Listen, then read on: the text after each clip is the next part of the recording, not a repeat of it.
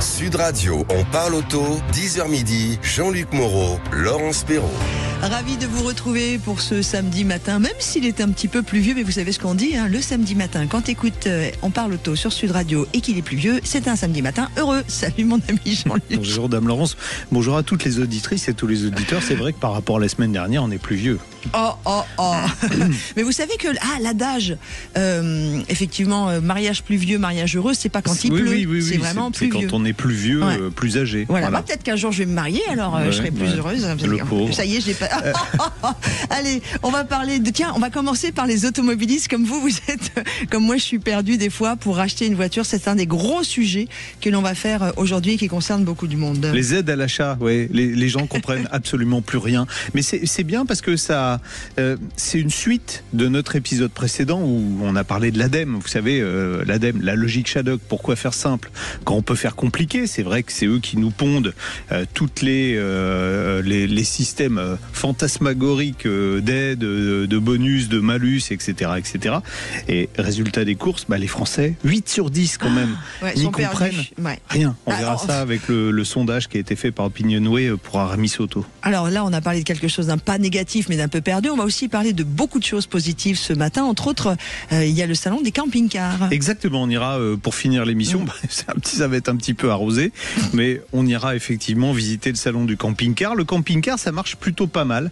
Le marché de l'automobile est un peu moribond, même si le mois précédent, on est à plus 1%, c'est pas terrible. C'est plus 1% parce que, je le dis, je l'ai lu pratiquement nulle part, les constructeurs ont immatriculé massivement des voitures le dernier jour du mois. Donc c'est artificiel en fait, le plus 1%, mais le marché est en berne, alors que le marché du camping-car va bien. On se posera la question, tiens, pourquoi ? Pourquoi aussi, d'ailleurs, vous êtes vous-même propriétaire de camping-car. Restez avec nous car au début de notre deuxième heure, on va parler du remisage des camping-cars. Oui, parce que ça y est, la saison est un peu terminée. Qu'est-ce qu'il faut faire pour remiser? On a encore un peu les vacances de la Toussaint, peut-être, s'il fait pas trop mauvais. Il faut faire attention aux pneumatiques de son camping-car. On vous expliquera pourquoi. Et puis, pour commencer cette émission, on va s'intéresser à une fake news. Ah, ça c'est bien, j'aime bien les fake news. Qui circule sur les réseaux depuis un petit moment. C'est dommage parce qu'elle est due à Alexandre Jardin qui a dit, alors je vous le fais court, il a dit à partir de janvier, la moitié des voitures seront recalées au contrôle technique parce que le contrôle technique va se durcir. Est-ce que c'est vrai, pas vrai? On va découvrir ça dans quelques instants et puis on redonnera la parole. Vous le savez, Sud Radio est partenaire du grand salon professionnel Équipe Auto, le salon des professionnels de l'automobile, ce qui nous permet d'avoir la liberté de notre mobilité jour après jour avec nos véhicules. On recevra le président Philippe Baudin qui nous parlera entre autres du village de la tech parce que on le sait, le milieu automobile est très à même et très au niveau des nouvelles technologies. On en parlera en détail. On y va? Je vous ai parlé de l'essai de la semaine. Allez. Le Citroën C5 Aircross hybride rechargeable avec une question, est-ce que c'est le meilleur SUV pour les familles? Réponse dans notre émission, dans On parle auto, dans quelques instants. Un gros câlin également à Aude qui vous attend au standard au 0826 300 300. Vous êtes tous les bienvenus. Évidemment, on a Jamel qui est à la réalisation de cette extraordinaire émission où l'on parle voiture, bagnole, passionné, sourire, amour, échange. Et vous, on vous attend aussi sur la page Facebook de Sud Radio. C'est parti. Sud Radio, on parle auto et de sécurité. Avec Sécuritest, prenez rendez-vous en ligne pour votre contrôle technique dans un de nos 1000 centres sur securitest.fr. Et on dit déjà bonjour sur la page Facebook à Desmos Toutou, à Stéphane, à Renaud. Ça y est, vous êtes déjà là. Il y a même Brigitte qui est toujours là. Bonjour Dame Laurence et Jean-Luc. Bonjour à tous. Nathalie est également présente. Allez, vous n'hésitez pas et vous échangez avec nous sur cette page Facebook. On va tout de suite accueillir Laurent Palmier. Bonjour Laurent. Bonjour Laurent. Bonjour Laurence, bonjour Jean-Luc. PDG du réseau Sécuritest, le groupe SGS, leader du contrôle technique en France. Voilà, et on va se demander si ce que dit Alexandre Jardin, qui par ailleurs, c'est vrai, défend ce que lui appelle les gueux, on dira plutôt les gens modestes, ça a été repris par tous les grands médias, il a dit, il y a à peine une semaine, à partir de janvier, le contrôle technique va se durcir et la moitié des voitures qui vont passer vont être recalées au contrôle technique. Alors avant de savoir si c'est le cas, qu'est-ce qui change déjà début janvier, Laurent? Alors, en quelques mots, d'abord je voulais dire que j'aime beaucoup Monsieur Jardin. Pour une raison évidente, c'est qu'il a combattu les ZFE et nous on avait expliqué 5 ans avant leur possible mise en place que ça ne servait à rien de mettre des ZFE puisque le contrôle technique contrôle la pollution des véhicules diesel essence depuis 92 et les véhicules diesel depuis 96. Donc ça, c'est la première chose. Qu'est-ce qui change au 1er janvier 2026 dans le contrôle technique? Rien du tout. Il n'y a aucun changement réglementaire au 1er janvier. Réglementaire, oui, mais il y a quand même des évolutions. En particulier, si vous arrivez avec une voiture qui doit faire l'objet d'un rappel constructeur et que le rappel n'a pas été fait, voilà, par exemple, là, le contrôle technique vous entre guillemets sanctionnera, c'est-à-dire que si les réparations n'ont pas été faites, vous serez en contre-visite. C'est bien ça? Ça, c'est un projet de loi qui a été mis en consultation publique au mois de juillet. On en avait parlé, je crois, ensemble, juste avant l'été. Ce texte doit passer au Conseil d'État à la mi-octobre. Et donc, on en saura un petit peu plus à ce moment-là, parce que on espère. Donc, il est probable quand même que ça sorte. Quelque part, c'est de la sécurité pour tout le monde. Ah oui, il est probable que ça sorte. Après, est-ce que les véhicules seront mis en contre-visite? Est-ce qu'ils seront mis en défaillance majeure, c'est-à-dire une contre-visite avec un délai de 2 mois? Est-ce qu'ils seront mis en défaillance critique, avec une obligation de traiter instantanément le problème de ces airbags Takata? On n'a pas le détail encore complètement. Par contre, on parle quand même de 2 millions de véhicules. Wow. Donc, l'information qu'on peut donner là aux auditeurs, c'est de dire, vous devez aller vérifier sur le site de l'État www.ecologie.gouv.fr si votre véhicule est concerné. Donc il suffit de rentrer votre numéro de série, ce qu'on appelle entre nous le VIN. Le VIN, oui. Une fois que vous avez rentré votre VIN, vous saurez si votre véhicule est concerné par cette opération de rappel. Ça concerne 27 marques, parce que on a beaucoup stigmatisé depuis 18 mois le groupe Stellantis. Et ça ne concerne pas uniquement le groupe Stellantis. Et donc une fois qu'on a fait cette vérification d'usage, de 2 choses l'une, soit on n'est pas concerné, et du coup il n'y a vraiment aucun changement qui s'applique dans le champ du contrôle, soit on est concerné et probablement à compter du 1er janvier, le véhicule fera l'objet non plus d'une information, ça aussi on en avait parlé, puisque depuis le 15 février 2025, quand votre véhicule arrive chez nous, on check ce VIN et on met une information sur le procès verbal. Donc ça, c'était de la pédagogie, de la sensibilisation. Et comme l'État veut accélérer le mouvement du remplacement de ces airbags, on est passé à un mode plutôt d'obligation. D'accord. Si c'est une voiture diesel et que vous mettez le VIN, on le connaît très, très bien. Il tourne dans des films, le VIN diesel. Voilà. Non, alors, ce que dit Alexandre Jardin, tiens, on va rentrer dans les détails. Il dit que des défauts qui étaient auparavant tolérés maintenant vont être sanctionnés. Vous nous avez dit, bon, il n'y a rien qui change, je ne vois pas pourquoi ça changerait. Il parle d'un voyant moteur ABS allumé recalé, un diesel Euro 4 et Euro 5 c'est déjà le cas. Recalé, on est d'accord. Un jeu dans la suspension recalé. Alors, il y a un truc, il parle de la il dit micro-fuite d'huile recalée. On est d'accord.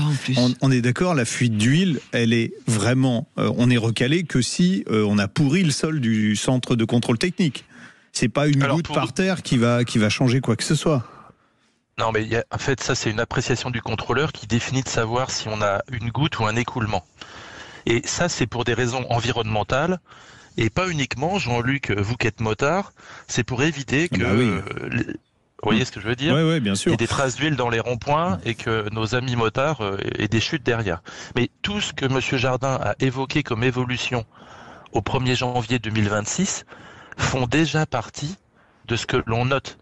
Et donc, il n'y a pas de changement. Il n'y a pas de changement. Il n'y a pas d'éléments plus durs au 1er janvier qu'au 31 décembre de cette année. En revanche, ce qui risque de se passer, Laurent, c'est que la France est un des pays d'Europe où le contrôle de la pollution des véhicules diesel est le plus, je vais dire, laxiste, même si c'est pas vraiment laxiste, mais on va avoir sans doute un comptage des particules qui va bientôt être mis en œuvre. C'est le cas au Luxembourg, c'est le cas en Belgique, c'est le cas en Allemagne. Donc c'est une réglementation européenne. Elle s'appliquera à un moment ou à un autre à la France, on est d'accord ? On utilise effectivement les mêmes méthodes depuis 1996 pour les diesels et on voit arriver progressivement dans d'autres pays d'autres systèmes un peu plus précis que vous évoquez avec le comptage des particules. Ça fait l'objet d'une directive 2024-45. Alors une directive, elle a toujours un nom un petit peu barbare, et ça met toujours à peu près 10 ans à se mettre en œuvre. D'ailleurs, il a été évoqué par M. Jardin et par d'autres, le fait que le contrôle technique devienne annuel à partir de l'année prochaine, pour les véhicules de plus de 10 ans. Ça, c'est pareil, c'est dans le projet de directive, et ça n'est pas prêt de changer. Peut-être que ça arrivera dans 5 ans, 6 ans, 8 ans, 10 ans, j'en sais rien. On en reparlera à l'occasion, mais c'est pas du tout dans les changements à venir. Oui, puis je trouve que l'idée, elle est ridicule, parce que déjà, il y a beaucoup de véhicules anciens qui passent plus au contrôle technique parce que les gens n'ont pas les moyens. Si en plus on leur colle un contrôle technique annuel, on verra encore moins de voitures. Et puis ça n'a pas de sens. Les contrôles techniques aujourd'hui sont déjà très bien faits, tous les 2 ans ça suffit. Enfin, je ne sais pas ce que vous en pensez. Alors tiens, en parlant de très bien fait justement, il y a un texte qui prévoit de sanctionner plus les contrôleurs, on va dire indélicats. Alors moi j'ai des exemples, dans ma rue il y a des voitures qui sont stationnées avec des contrôles techniques valides, qui ont des pneus lisses. Alors quand je dis lisse, c'est lisse. Donc je pense que c'est le cousin qui fait le contrôle technique. Ça veut dire que les contrôleurs maintenant pourront avoir des sanctions plus sévères. En fait, c'est déjà le cas, c'est-à-dire que là aussi, faut savoir une chose, c'est-à-dire que un contrôleur technique en France, il a un agrément préfectoral. Un centre de contrôle technique a un agrément préfectoral. Un réseau de contrôle technique a un agrément ministériel. Un contrôleur doit avoir un casier judiciaire vierge. Il est formé tous les ans, 1 semaine. Il n'y a aucune profession, ça fait 24 ans que je travaille dans le contrôle technique, il n'y a aucune profession, je m'excuse du terme, je le mets entre guillemets, plus fliquée que nos activités. Ah ouais. Il n'y en a pas une. Donc, effectivement, dans le projet de texte, il a été rajouté des mécaniques d'amende qui peuvent être jusqu'à 1 500 € pour les exploitants de centre ou pour les contrôleurs. Nous, on a eu l'occasion de dire au ministère ce qu'on pensait de ce genre de choses. Parce que dans le projet de texte, on nous demande, à partir de janvier, de collecter les infos personnelles de tous les clients qui passent dans nos centres dans le cadre d'éventuelles opérations de rappel à venir. Parce que la difficulté de l'opération Takata du moment, c'est de s'adresser à la bonne personne au bon moment, au bon usager. Donc l'administration nous dit, vous allez tous les centres de contrôle, tous les contrôleurs, devenir des secrétaires de mairie. Alors, j'ai rien contre. Oui, ma tata était secrétaire de mairie. Mais il n'y en a plus, d'ailleurs, vous avez remarqué. Exactement. Donc, vous allez prendre des informations, donc parce qu'on a besoin de vous, et dans le même texte, on signe un dernier paragraphe. Et du coup, j'ai l'impression de parler comme Alexandre Jardin. Mais on signe un dernier paragraphe où, messieurs, mesdames, si vous faites mal votre travail, sous-entendu, si vous prenez pas les informations des clients que vous rencontrez, on sera capable de vous coller des amendes de 1 500 €. Et moi, j'ai eu l'occasion de dire que c'était scandaleux. Ouais. Je voudrais juste, Laurent et Jean-Luc, parce qu'il y a quand même des réactions sur la page Facebook de Sud Radio, vous savez que notre communauté de l'émission est très présente, et je sais, attention Laurent, je vous préviens que ça ne va pas vous plaire, ce que disent nos... on a par exemple Stéphane qui dit, je me suis fait arnaquer de 6 000 € en achetant une voiture validée par un contrôle technique, aucun recours possible, le vendeur n'existe plus. On connaît tous des contrôles, nous dit Guillaume, techniques de complaisance, c'est-à-dire qu'il y a peut-être aussi une autre réalité, c'est-à-dire qu'il y a, on le sait bien, dans notre pays et partout ailleurs, des gens qui arriveront toujours à contourner les réalités et les obligations juridiques et autres des métiers. Alors, on parle vrai sur Sud Radio, Laurent. Évidemment, il y a 6 500 centres de contrôle technique en France. Vous allez toujours trouver des gens qui sont pas scrupuleux, qui font pas leur travail. Mais par contre, il faut pas jeter l'opprobre sur les 95 ou 97% de ceux qui font leur travail convenablement. Là, pour une raison assez évidente, c'est que il peut y avoir une responsabilité pénale engagée sur un contrôleur qui ferait mal son travail. Pourquoi ? Parce que une grande partie des éléments visuels sont liés à des éléments de sécurité. Vous avez parlé tout à l'heure des pneumatiques de camping-car, par exemple, mais il y a les éléments de suspension, il y a tous les organes de freinage, et donc après on retrouve souvent des problématiques entre acheteurs et vendeurs. Mais notamment sur la partie motorisation. Mais le contrôle technique ne check pas le cœur du moteur, par exemple. Donc il y a plein de sujets comme ça. Nous, en centrale, au niveau des réseaux, on a des services qui s'occupent de gérer les réclamations clients. on a entre 1 et 2 réclamations clients par jour. Et ça, c'était mon job il y a 25 ans, vous voyez. C'est pas monstrueux en même temps. On fait 4 millions de contrôles par an. Oui, c'est ce que j'allais dire. On en fait 8 millions. Oui. Donc vous voyez, et donc c'est pour ça qu'il faut ramener ça en perspective. Mais je suis d'accord avec vous, et puis c'est vrai qu'on parle, on oublie, on fait sortir ce qui sort un peu du bois, mais on oublie tous les arbres qui sont là depuis longtemps et qui vont bien. Voilà, bon. Merci beaucoup. Merci beaucoup, Laurent. Donc non, alors, tout ça pour dire qu'il y avait encore du sensationnel dans l'information. Mais il ne se passera rien. Exactement, on dégonfle la baudruche une fois de plus, quoi. Elle a de la chance, elle, de se faire dégonfler. Moi, je suis obligée de faire un régime tout le temps. Merci beaucoup. Merci, Laurent Palmier. Laurent Merci Palmier, à tous les deux. PDG du réseau Sécuritest du groupe SGS, qui est le leader du contrôle technique en France. Dans quelques instants, on va s'arrêter avec mes amis, mes copains, les garagistes, les réparateurs, tous ceux qui font que l'aftermarket existe dans notre monde de l'automobile et qui nous permettent de rouler jour après jour. J'aime ces métiers-là. On en parle avec le salon Équipe Auto et son présidente qui sera avec nous en direct pour nous parler d'un nouveau village qui va avoir lieu sur ce salon à partir du 14 octobre prochain. Sud Radio, on parle auto et de sécurité. Avec Sécuritest, prenez rendez-vous en ligne pour votre contrôle technique dans un de nos 1000 centres sur sécuritest.fr. Sud Radio, on parle auto, 10h midi, Jean-Luc Moreau, Laurence Perrault. Et c'est mon moment pas préféré de l'émission, mais c'est mon moment préféré de l'année avec le salon Équipe Auto tous les 2 ans. Je vais pas en faire 3 tonnes, mais vous savez comment mon ami Jean-Luc, j'aime ces métiers, mécanos, tout vitrier, tous ceux qui font les équipements de nos voitures, même tous ceux qui réfléchissent à ces nouvelles technologies. Et on va le dire, on est partenaire et on sera en direct. On sera en direct du salon, voilà. Le 18 octobre prochain. Un salon qui commence le 14 au 18, qui est réservé aux professionnels de l'automobile. On reçoit un professionnel aussi de l'automobile, car il n'est pas que président du salon Équipe Auto. Bonjour Philippe Baudin. Bonjour Laurence, bonjour Jean-Luc. Bonjour Philippe. C'est important de le dire, c'est que Philippe il est président du salon Équipe Auto, mais il est lui-même réparateur garagiste. Ça c'est très important, parce que vous savez de quoi vous parlez, Philippe. On essaye en tous les cas. Bon, Exactement. Philippe, aujourd'hui on parle du village de la tech. Et c'est une nouveauté. Qu'est-ce que c'est que le village de la tech ? C'est la première fois sur Équipe Auto, Philippe Baudin. Ouais, c'est complètement inédit. Cette année, on avait décidé avec toute l'équipe d'organiser, en tous les cas, de mettre en avant vraiment les nouvelles technologies.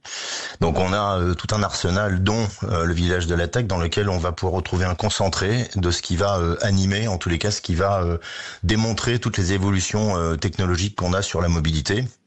Avec un certain nombre d'intervenants, on va, en tous les cas, dans ce village, on devrait normalement attirer pas mal de monde, et ce qui est très bien. Voilà. On le sait, Jean-Luc et toi, enfin, on le sait bien, c'est que c'est la filière automobile, une des filières qui s'est plus remise en question à tout niveau. Il y a eu des évolutions tout le temps, et encore aujourd'hui. Je vais le redire, je dis toutes les semaines, on vit une révolution. Donc forcément, il y a des nouveautés technologiques. On peut avoir quelques exemples de ce dont on va parler et ce qu'on va voir sur ce village de la tech ?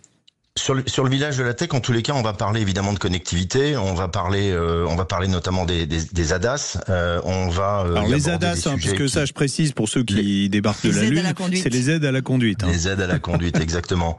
On va y parler de l'ultra-connectivité pour les véhicules, on va avoir tout un tas d'intervenants qui vont être là et qui vont se partager d'ailleurs entre le village de la tech et un espace que l'on a dédié justement à des forums qui vont se tenir tout au long de la semaine, dans lequel des ingénieurs vont venir nous expliquer le pourquoi du comment de ces nouvelles technologies. Donc ça, c'est aussi un élément important à rajouter, parce qu'il y a le village de la tech, mais il est également inédit d'avoir dans le salon Équipe Auto cette année un espace qui va permettre justement de mettre en avant toutes ces nouvelles technologies. Donc on va y parler notamment par exemple du RFID avec Dominique Stenfeld et puis le pneumatique RFID. Oui, RFID, on va préciser pour tous ceux qui nous écoutent. RFID, c'est des puces qui sont dans les pneumatiques et qui permettront de tracer toute la vie du pneumatique, en fait. Ouais. Exactement, tous ces sujets-là vont être abordés. On va en faire la présentation parce que d'abord ça va changer pas mal de choses. On aura par exemple Valeo qui va venir également sur l'aire de démonstration extérieure, qui permettra aux visiteurs de voir des démonstrations dynamiques. On va pouvoir y découvrir Valeo qui va présenter son système de stationnement automatisé. On a Brembo qui va proposer une immersion dans son univers avec le notamment Airstream qui est un lieu de formation et de découverte de ces dernières technologies. On va avoir Mallet qui va venir venir proposer des démonstrations interactives des robots, des dernières solutions de diagnostic, etc. On aura Bilstein qui va présenter tout un tas de technologies également, avec la mise en avant d'un véhicule qui a contribué justement à faire toute la promotion de ces nouvelles technologies. Et puis on aura aussi sur l'aire de démonstration extérieure, par exemple, et dans les nouvelles techno, on aura FMS Incendie qui va mettre en avant le robot First. Alors ça c'est très intéressant. Pour le département de sécuriser de véhicules accidentés ou en feu. On peut expliquer un peu, Philippe, on peut expliquer ça parce que on a beaucoup de vous avez donné beaucoup de marques, mais qui sont pas spécialement connues de la part de l'automobiliste. Mais là, ce que vous êtes en train de nous raconter, Philippe, c'est ce qui vraiment peut nous toucher quand on a une voiture électrique et quand on est garagiste. Racontez.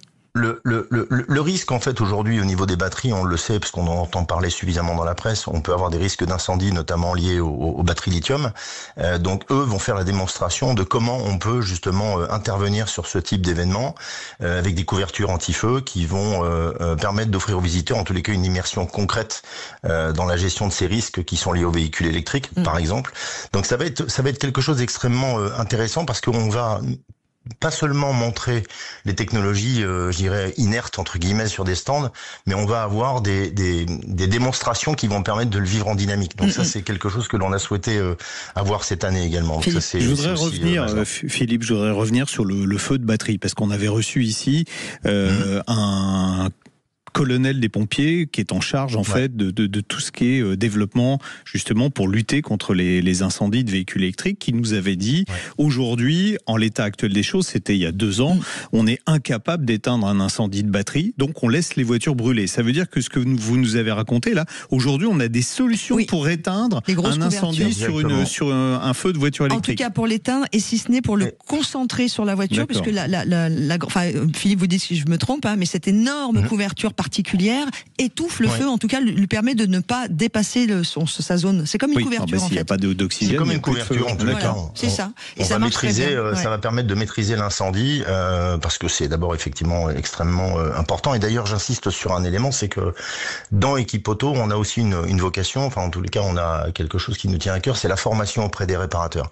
Lorsque les gens reçoivent dans les ateliers aujourd'hui des véhicules électriques, on ne les manipule pas comme un véhicule thermique. Donc il y a tout un cycle de formation qui leur permet justement d'appréhender tous les services pour le consommateur qui a lui-même ce véhicule électrique. Donc c'est aussi pour nous un point important de mettre en avant tous les services, tous les produits qui vont permettre aux réparateurs de se former, de s'informer sur toutes les manipulations qu'ils peuvent rencontrer sur un véhicule électrique. Et c'est ça qui est important, c'est que cette filière, c'est un peu comme le disait notre ami Monsieur Palmier, là, Laurent Palmier, c'est que régulièrement il y a des formations pour les gens qui travaillent dans les contrôles techniques. C'est une filière qui se forme en continu tout le temps. Les réparateurs vont tout le temps en formation parce qu'évidemment il y a ces grandes nouvelles technologies. Là il y a aussi une nouveauté qui me paraît intéressante, c'est qu'on parlait de formation des réparateurs. Jusqu'à présent on réparait pas les batteries. On parlait de l'incendie de batterie qu'on pouvait pas maîtriser, mais on ne réparait pas les batteries. Donc il y a des solutions aujourd'hui de réparation de batteries. Il va falloir travailler sur ça. Et bien je crois que sur Equipoto il y a des choses comme ça. Je voudrais qu'on continue parce qu'il y a plein de choses, Philippe, que l'on doit dire sur le village de la tech. Là on parle beaucoup de ce qui est à destination des réparateurs. Ce qui se passe sur Equipoto, on le retrouve dans nos voitures évidemment, nous en tant que auditeurs de Sud Radio au volant. Il y a par exemple, il y a une grande nouveauté sur les optiques cette année, parce que les optiques changent beaucoup, il y a des nouvelles technologies et ces optiques, donc les phares, on en arrive même à sauver des vies. Racontez-nous cette nouveauté que vous avez. En fait, aujourd'hui, on a on a un gros focus sur la tech, sur l'éclairage auto. En fait, l'idée, c'est de comprendre comment on peut intervenir en tous les cas sur ce type de produit, et puis en tous les cas démystifier les technologies de l'éclairage qui est aujourd'hui extrêmement, on va dire moderne, en tous les cas connecté, comme bien d'autres éléments sur les véhicules. En tous les cas, on a pour nous, c'est l'amélioration de la sécurité avec les nouvelles réglementations européennes notamment qui vont être mises en avant. Les designs, on a l'interaction avec les usagers de la route et puis évidemment les infrastructures qui sont autour. Donc ça, on va avoir un temps fort qui va être consacré justement sur, je crois que c'est une demi-journée, pardonnez-moi, j'ai plus le planning exactement en tête, mais je crois que c'est une demi-journée entière qui va être consacrée justement à l'éclairage auto pour essayer de comprendre justement ce qu'il est possible de faire ou pas, et qui va être animé d'ailleurs par Driving Vision News, je crois de mémoire. ça, avec Paul-Henri Matin. C'est un événement qui est dédié complètement à l'éclairage, à l'univers de l'éclairage automobile. Et c'est plus qu'intéressant. Et puis avant de vous quitter, une grande journée qu'on appelle l'hackathon. Et ça, c'est très nouveau. Racontez-nous, parce que je trouve ça waouh. En fait, l'hackathon, pourquoi on a décidé de mettre en place cet hackathon? Parce que alors qu'est-ce que l'hackathon déjà, Philippe? En tous les cas, l'hackathon, ça va être un moyen de réunir une centaine. La mission, c'est de réunir une centaine d'ingénieurs de grandes écoles à qui on va donner des thématiques, en tous les cas des recherches, des défis à explorer. Je vais vous en donner quelques-uns. Par exemple, la mobilité autonome, partagée et inclusive.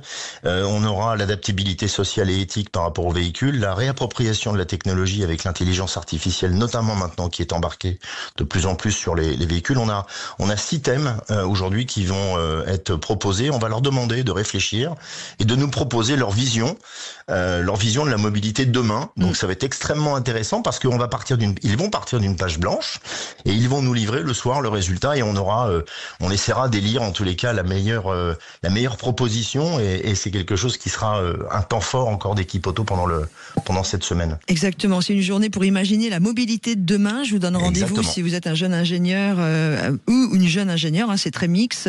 Inscrivez-vous sur le site Équipe Auto, vous tapez Équipe Auto évidemment 2025, vous allez le trouver. Dans les temps forts, vous trouvez le hackathon.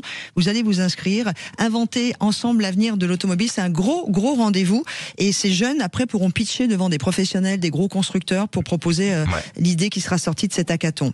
Eh ben, on a fait presque le tour, mais on aura l'occasion de vous retrouver bientôt. On va se retrouver, en tous les cas, on est dans la dernière ligne droite, puisqu'on va ouvrir les portes dans quelques jours maintenant. 10 jours. 10 jours. Donc autant vous dire qu'on est très impatient de vous retrouver, et puis de voir toute cette fourmilière travailler, dialoguer, ça va être un moment génial. En tous les cas, une semaine extrêmement forte pour la filière. Pour la filière Équipe Auto, le salon international des professionnels de l'automobile, donc qui va ouvrir ses portes le 14 octobre prochain. Merci beaucoup Philippe Baudin, président de ce salon. Excellente journée à vous deux. Et on vous retrouve samedi prochain, vous ou Aurélie Jouve, pour continuer de parler de ce qui va se passer, puisque Sud Radio est partenaire de ce salon Équipe Auto. Allez, à suivre, notre Jean-Luc Moreau, spécialiste et partenaire des essais voitures, va prendre le volant d'une Citroën. Sud Radio, on parle auto et on prend le volant. Et on prend le volant avec vous, l'ami Jean-Luc. Alors évidemment, vous allez avoir des extraits sur la page Facebook de Sud Radio et puis intégralement l'essai sur la page YouTube de Sud Radio. Oui, exactement. Un essai long parce qu'il y a beaucoup de choses à dire sur ce nouveau Citroën C5 Aircross qu'on essaye dans sa version hybride rechargeable. Une nouvelle génération de SUV de Citroën qui peut être considéré comme le navire amiral de la marque. Bon, il est particulièrement important puisque le segment des C-SUV, c'est le plus vendu en Europe. Voilà pourquoi ces concepteurs sont presque repartis d'une feuille blanche. Alors déjà, pour coller à la nouvelle philosophie de la marque, c'est plus d'espace au meilleur prix. Le C5, il a beaucoup grandi. 15 cm de plus en longueur que l'ancien. Il fait 4,65 m de long. C'est entre un Peugeot 3008 et un Peugeot 5008. Son design est aussi clairement, radicalement différent de celui de la précédente génération. Avant, il y avait des rondeurs il était un peu rondouillard, le précédent, et là, on a des lignes vraiment tendues qui confèrent, moi, je trouve, plus de caractère à la voiture. On a aussi des technologies ultramodernes qui arrivent, en particulier les phares Matrix LED à l'avant qui font leur apparition. Et puis, il y a quelques artifices plus discutables. Alors, personnellement, je suis pas fan de la vitre de custode arrière. Vous allez le voir à l'image pour ceux qui allez le voir sur Facebook, voilà.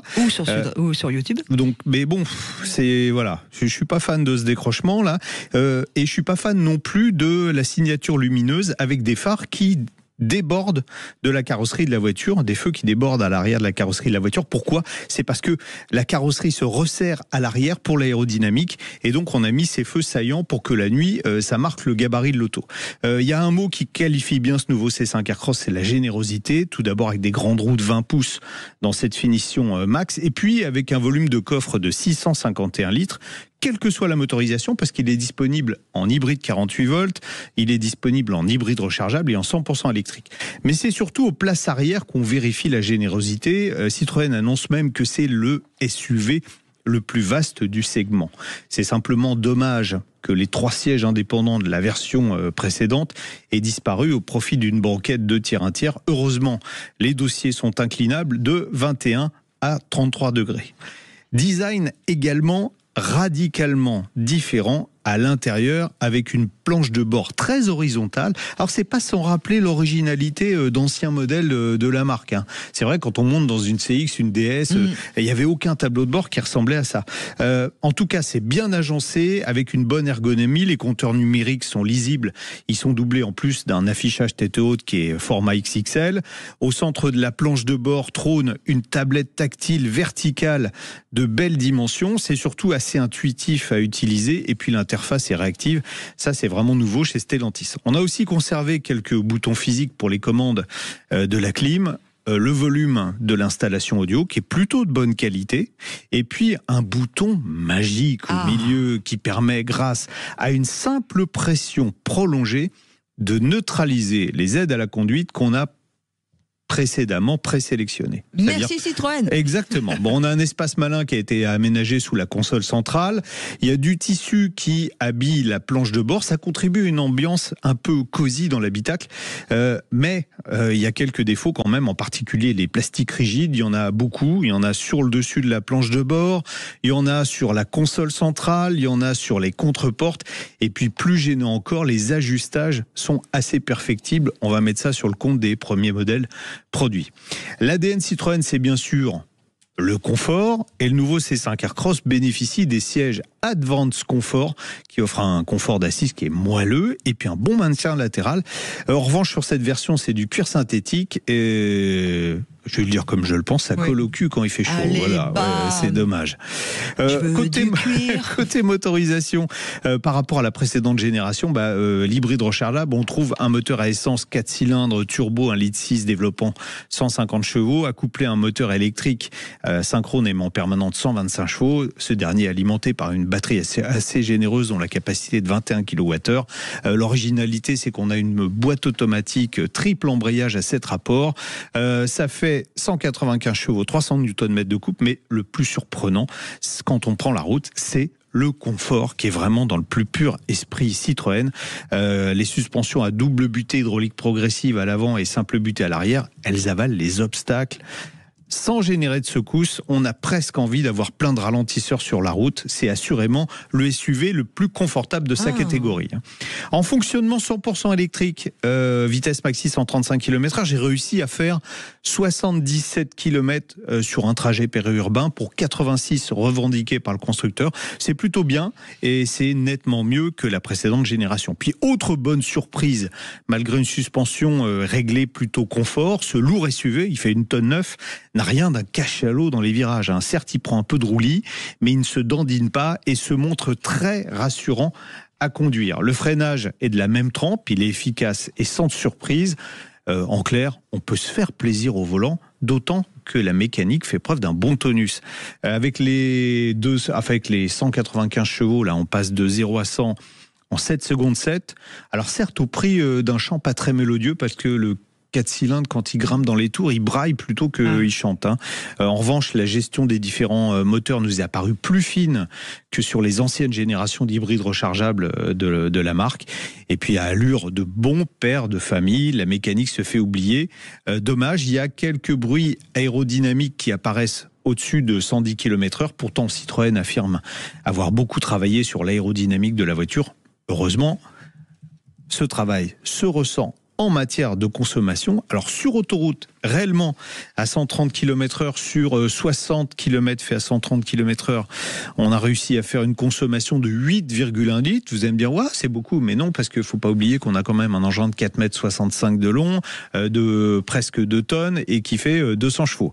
Donc c'est plutôt pas trop mal. Et puis batterie déchargée, c'est-à-dire une fois que la batterie est complètement vide, sur un parcours mixte, c'était à Majorque pour ceux qui ont l'image avec des très belles images, justement.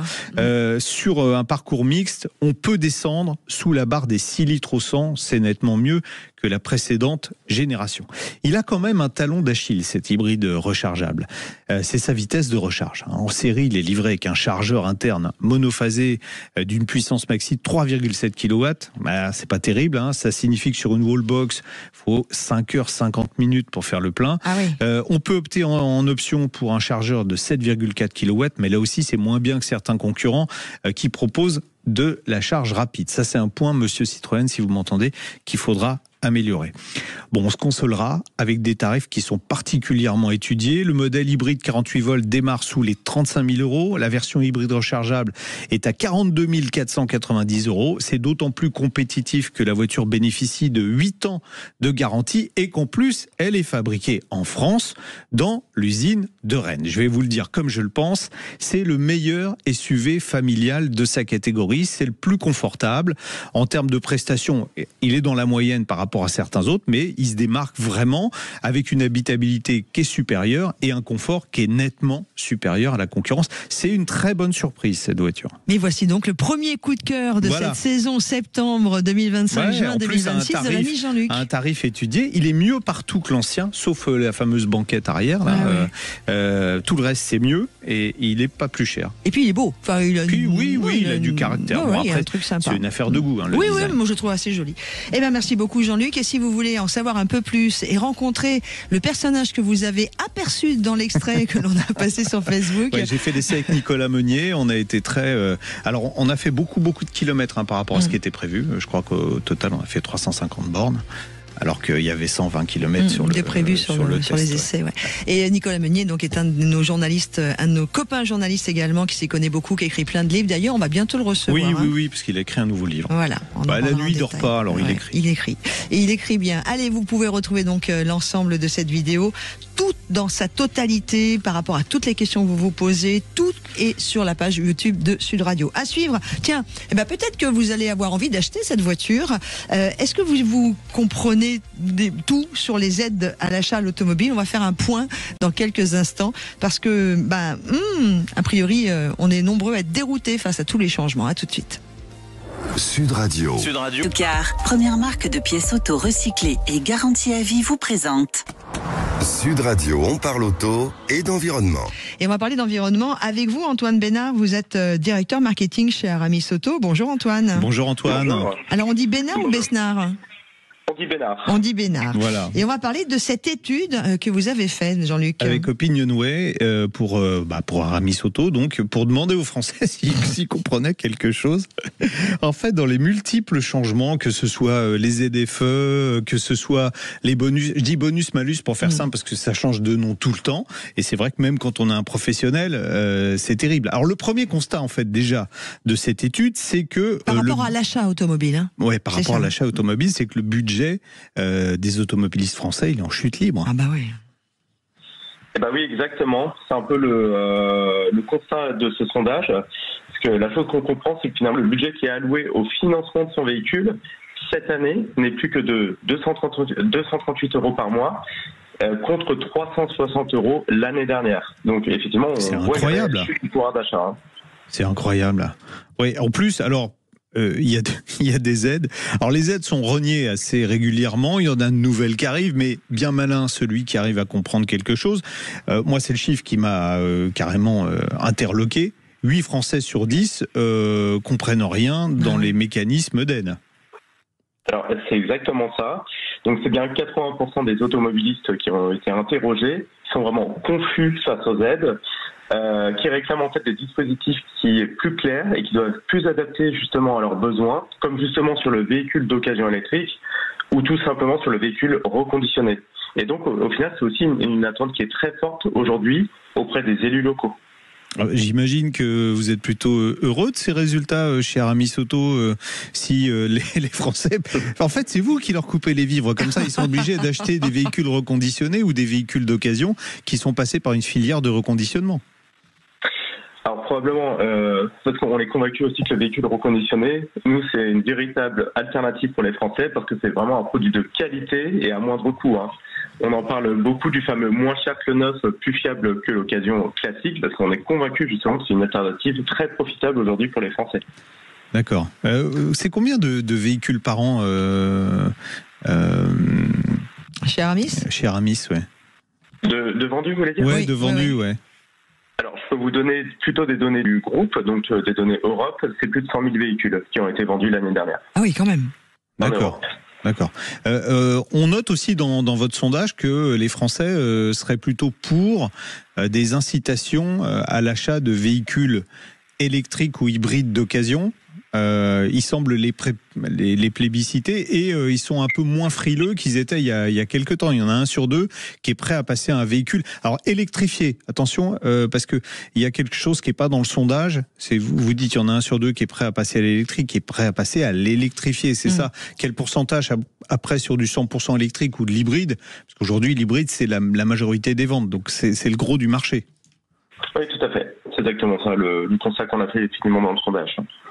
Ouais. Mais est-ce qu'on sait précisément combien sont prêts à passer à l'électrique et combien sont prêts à passer à l'hybride? Parce que c'est ça en fait, moi qui on dit la moitié, ok, ils sont pour l'électrification, mais c'est quoi le pourcentage de chaque part? Vous l'avez ou pas? Ça a été demandé dans le sondage? Alors non, il me semble que non, on n'a pas, on n'a pas fait justement cette part entre hybride et plutôt électrique. D'accord. Et puis bon, ils souhaitent aussi que on puisse aider l'achat des véhicules électriques. Ça représente quoi chez Aramis les véhicules électriques reconditionnés? Alors la part de vente est à peu près de 8%. C'est à peu près 2 fois plus justement que qu'en France, hein, sur le véhicule électrique d'occasion. Hein. Bon. C'est à peu près 8% de part de vente aujourd'hui chez nous. Vous en avez profité pour leur demander s'ils comprenaient quelque chose aux ZFE, mais ça fait longtemps. Ça fait longtemps qu'on en parle. On se doutait un petit peu du résultat. Ce qu'ils nous disent, en tout cas, c'est qu'il y en a 72%, j'ai appris le chiffre, qui sont vraiment favorables justement à la suppression des ZFE. En fait, ils voient, ce qu'ils nous disent, eux, ce qu'ils veulent, ce sont des aides et pas des contraintes. Et en fait, la conclusion un peu du sondage, c'est qu'ils visualisent les ZFE aujourd'hui plus comme une contrainte que comme une aide pour eux. Je me souviens, si on revient 15 ou 20 ans en arrière, on nous disait qu'il n'y aura pas d'écologie punitive en France. Dans les faits, c'est exactement ça. Quand vous avez du malus, on va l'appeler le malus sur l'achat de certains véhicules qui aujourd'hui plafonne à 60 000 euros, qui va passer à 90 000 euros bientôt, c'est quoi? C'est pas punitif ça? Et pareil pour les ZFE, je suis désolé.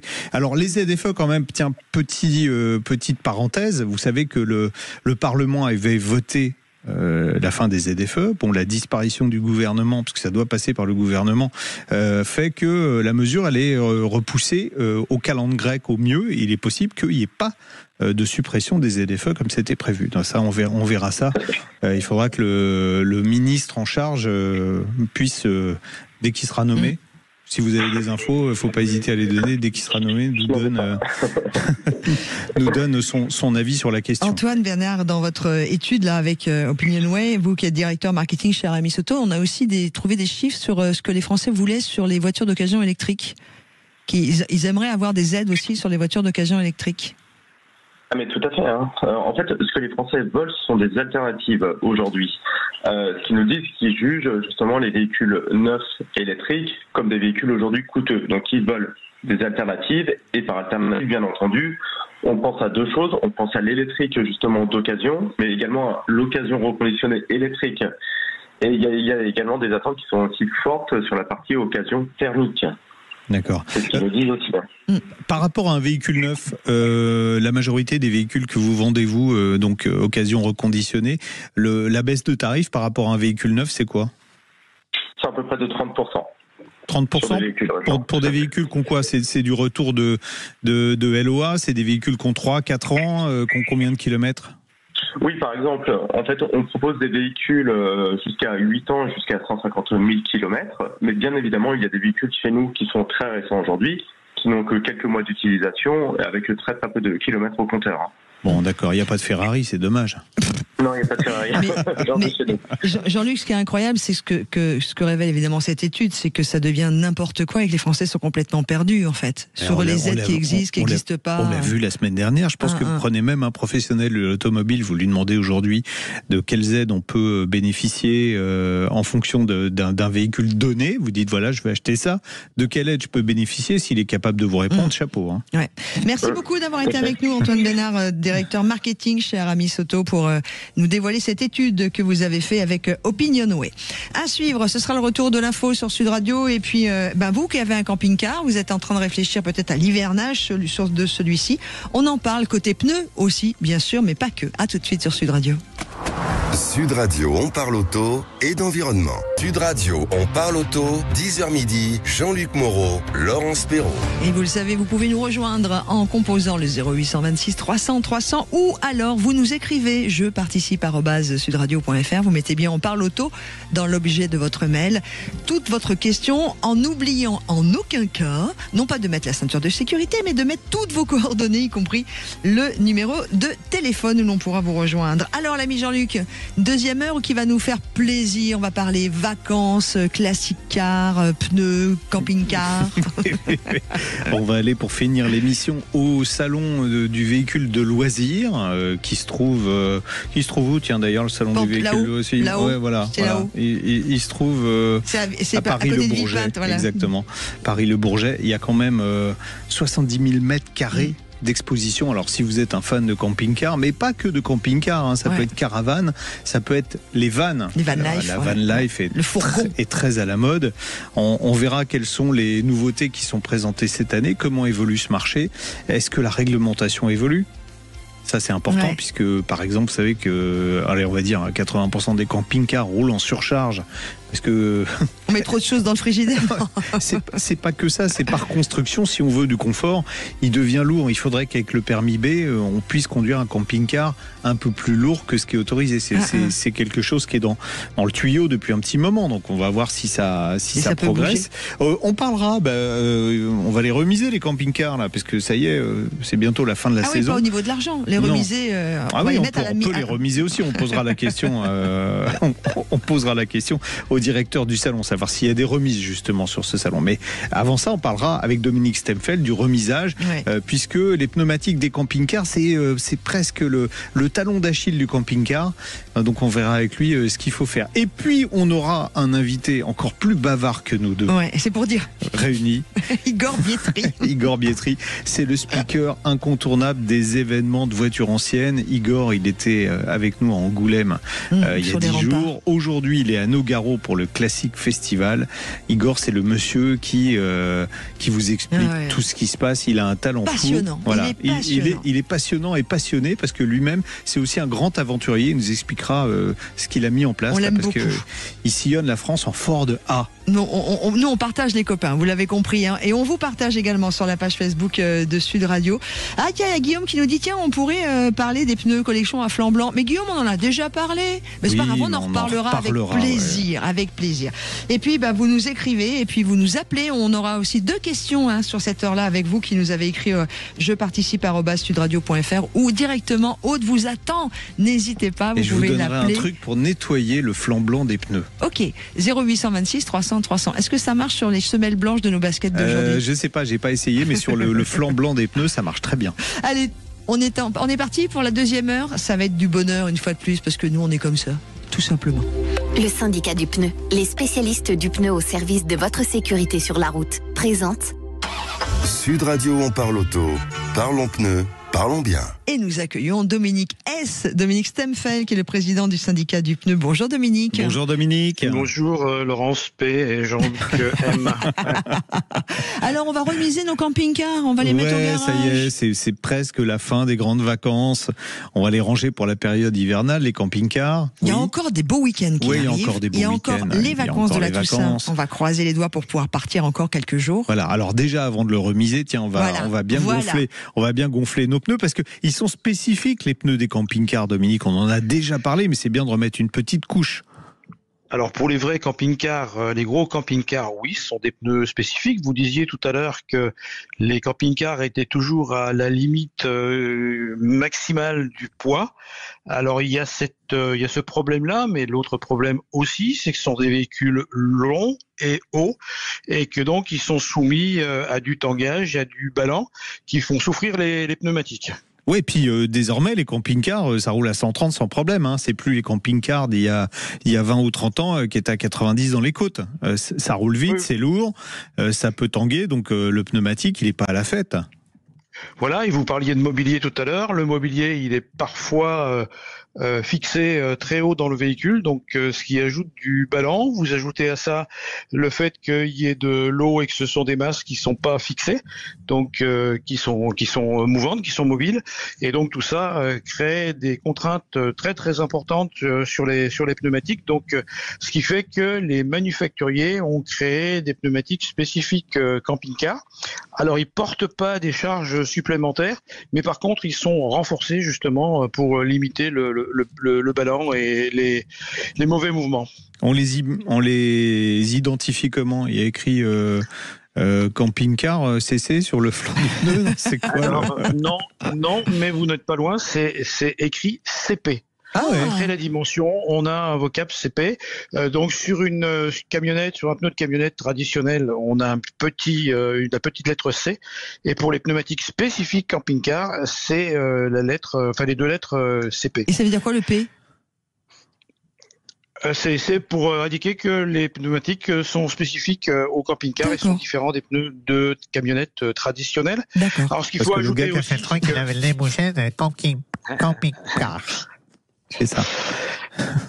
Ce qu'on peut dire aussi, c'est que les pressions de gonflage sont supérieures. On est sur des pressions de gonflage qui sont de l'ordre de 5 bar 5. 5 bars, ah là là, ouais. Ah ouais, mais c'est normal. Là. Ouais. Voilà. Donc il faut aussi que le pneumatique supporte cette pression supplémentaire. Et puis ce qu'il faut indiquer aussi, c'est qu'il faut impérativement utiliser des valves métalliques. Les valves caoutchouc traditionnelles ne sont pas suffisamment résistantes, donc il faut impérativement avoir des valves métalliques. D'accord. Bon, 5 bars, c'est ce que va faire Laurence ce soir. Donc, non, pas ça. Je suis à l'eau, monsieur. Je suis à l'eau. C'est beaucoup. C'est vraiment, on a parlé là de sécurité, mais Dominique, si je change mes pneus de camping-car, faut pas que j'aille à l'économie, on est d'accord? C'est une question de sécurité, là. Alors, c'est malheureusement pas une question légale. Il y a pas d'obligation légale, mais la sécurité veut qu'il faille équiper son camping-car. Je parle pas des van life, mais les gros camping-cars, qu'il faut les équiper de pneumatiques spécifiques pour camping-car, ça c'est clair. Donc il faut s'adresser à des professionnels, à des gens qui détiennent ce type de produits, sachant qu'ils sont assez rares. Il y a peu de marques qui les fabriquent. Je vais en citer 3, Michelin, Continental et Pirelli. Donc il faut veiller à trouver le bon produit.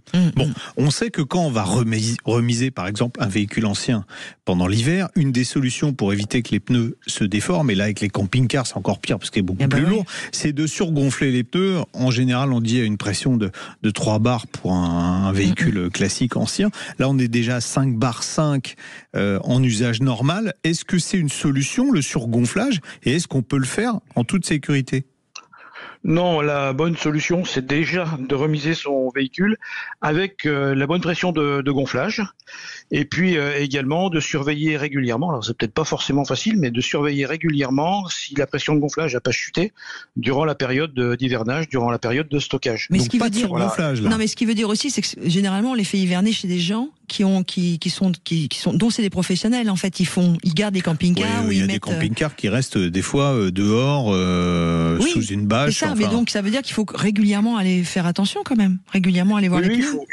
Il faut aller voir les pneus de manière régulière, parce que le risque qu'on a, c'est que, comme le disait Jean-Luc pour les voitures anciennes, on a un risque d'ovalisation, c'est-à-dire quand on va remettre le véhicule en route, il y aura un méplat, donc il sera très gênant parce que ça va créer des vibrations. Là donc 5 bar 5, est-ce que la solution qu'on peut employer d'ailleurs pour les voitures anciennes qui restent hivernées, de cale qu'on met de chaque côté du pneu, c'est quelque chose qu'on peut retenir pour un camping-car? Non, mais c'est quelque chose qu'il faut retenir, et d'ailleurs les spécialistes de la vente d'accessoires pour camping-car disposent de ce type de produits. Ce sont des cales qui permettent en fait d'éviter l'ovalisation du pneumatique, sachant que c'est pas des coûts très élevés. J'ai regardé ce matin un petit peu pour vous dire, c'est entre 30 et 50 euros la cale, mais ce qui permet en fait de soulager ces pneus et d'éviter de les déformer. Oui, alors bon, c'est pas facile à mettre, parce qu'il faut lever, l'idéal c'est de lever légèrement le véhicule et de le redescendre dans les cales, mais là avec un camping-car c'est quand même beaucoup moins facile. On peut monter, comme avec les voitures anciennes, on peut monter dessus, c'est pas très haut. On peut monter dessus et puis positionner le véhicule sans difficulté, sans avoir à le lever. Là, on parle des camping-cars un peu gros, un peu longs, mais quand on revient un peu à nos van life, nos fourgons, qu'ils soient de Volkswagen, de Ford ou autres. On est plus près de l'utilitaire. Bah là, oui, donc, c'est ça. Donc ça correspond ou pas? Alors là, on les gonfle pas à 5 bars et demi, ceux-là. Non, là c'est le gonflage traditionnel du pneumatique. Donc on peut surgonfler ça. Là, on peut légèrement surgonfler, oui, effectivement. Et sachant que ces véhicules-là, même avec le mobilier, ils sont pas plus lourds qu'une camionnette équivalente chargée. D'accord. Dernier point, un camping-car en général, c'est assez surprenant, mais quand on avait eu les responsables de constructeurs, ils nous disaient finalement, ils roulent pas beaucoup les camping-caristes. Ils font en moyenne, pendant qu'ils se déplacent, je crois que c'est 30 km par jour. À la moyenne, ils font 2-3 grands voyages par an. Donc au final, c'est des véhicules qui n'ont pas beaucoup de kilomètres. Donc les pneus vont pas s'user beaucoup en roulage. Par contre, leur durée de vie, et c'est la même durée de vie des pneus de voiture, ou vu qu'ils sont soumis à des contraintes plus difficiles, c'est des pneus qui ont une durée de vie plus courte. Alors, c'est la même durée de vie que pour les pneumatiques de véhicules de tourisme. Alors, je rappelle que là-dessus, il n'y a pas de législation, malheureusement, mais que les manufacturiers conseillent de les remplacer au maximum au bout de 10 ans. C'est la même chose pour les camping-cars. Moi, j'ai tendance à dire quand même qu'il faut avoir une attention plus particulière sur ces pneus, compte tenu des contraintes dont on a parlé tout à l'heure, et de surveiller qu'il n'y a pas de craquelage, d'usure prématurée, de déformation. Voilà, pour pouvoir rouler en toute sécurité. Donc il faut être très attentif à ces pneus. Il y a quand même aussi quelques personnes qui font aussi du camping-car en plein hiver, qui montent sur les stations de ski en camping-car. Donc là aussi, j'imagine qu'on privilégie du hiver ou du 4 saisons pour les camping-cars. Voilà. Oui, alors vous disiez tout à l'heure effectivement que les camping-cars allaient être remisés. Pas tous, parce qu'il y a effectivement des gens qui roulent toute l'année. Il y a des gens qui vont au sport d'hiver avec. Et là, en l'occurrence, les manufacturiers ont développé des pneumatiques toute saison, marquées 3 PMSF, donc tout à fait conformes à la loi montagne et qui permettent de rouler et d'aller dans les stations en toute légalité. Et puis on n'oublie pas quand même les chaînes. Quand on monte dans certaines stations, c'est compliqué. Parce qu'un camping-car, ça se manipule pas comme un 4x4 spécial neige. Oui, et puis la plupart des camping-cars, c'est des propulsions. Donc là, c'est 4 chaînes. Ouais. Enfin, non, je dis des bêtises. Aujourd'hui, il y a beaucoup de traction. Il y a beaucoup de traction. D'accord. Bon, en tout cas, voilà. Merci beaucoup, Dominique S. Avec grand plaisir. Dominique Stemfeld, un petit mot d'ailleurs, on vous retrouve dans 10 jours sur le salon Équipe Auto, on en reparlera d'ailleurs, on invitera Dominique. Oui, on parlera plus. Plus RFID. Marché aux puces. Ouais. On vous parlera du futur du pneu. Ouais, de son présent et de son futur. On vous embrasse beaucoup, Dominique. Passez un bon week-end et bonjour à Dominique. Merci. Je fais une petite parenthèse, c'est que la femme de Dominique s'appelle Dominique. C'est les 2D. C'est plus simple. Je les appelle les 2D, moi j'adore. Dans quelques instants, on va vous donner la parole après cette remisage des camping-cars. On a normalement Canly qui a une question à nous poser. À tout de suite. Sud Radio, on parle auto. Parlons pneus, parlons bien. Avec le syndicat du pneu, les spécialistes du pneu au service de votre sécurité sur la route. Vous pouvez nous poser vos questions, vous nous écrivez je participe@sudradio.fr, vous mettez votre objet dans l'objet On parle auto et toute votre question derrière avec vos coordonnées, ou vous nous appelez directement. Aude vous attend au standard au 0826 300 300. En tout cas, c'est le mail qu'a choisi Canly qui nous rejoint aujourd'hui. Bonjour Canly. Bonjour Laurence. Bonjour Can.